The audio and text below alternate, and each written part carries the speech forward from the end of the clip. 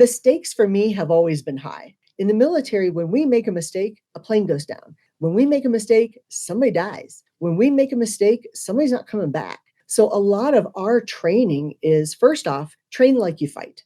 Make sure that you put everything into the preparation so that when the moment happens, you're not doing things for the first time. You're doing it for the 10th time, and muscle memory kicks in, and you don't have to worry when you get that oddball issue floating in. 2 weeks ago, I finished talking and I'm signing books and the fire alarm goes off. We've all had this happen at least once. Yeah. This wasn't even my first time the fire alarm had gone off. And if it throws you off your game, because it's happened in a program, if it throws you off your game, that means you didn't prepare enough. So you have to be able to just roll right into things like that. And when that happens, again, muscle memory kicks in. You train like you fight. You never want that to be your first time. And then contingency plans. As you know, I am a big fan of contingency plans. I think everything is going to go wrong. I think the AV team is not going to show up and I need all my gear. I travel with not one, but 2 computers because it could fail. You don't know. I travel with dongles for computers I don't even own.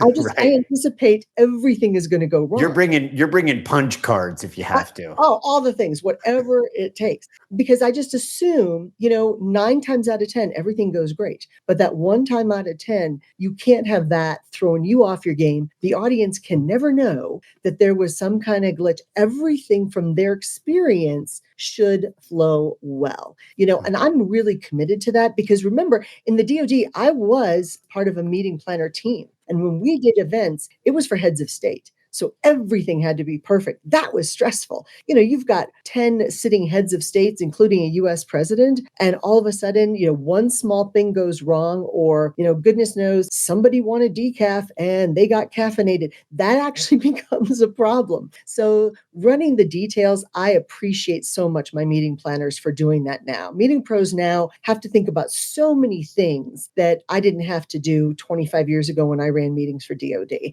And I appreciate them for all that. And this is why I show up and I'm like, look, I work for you. You tell me to do something, it's going to happen. You need me to move chairs, I'm doing it. You need me to clean a toilet, I'm on it because we're all in this together and it has to be great.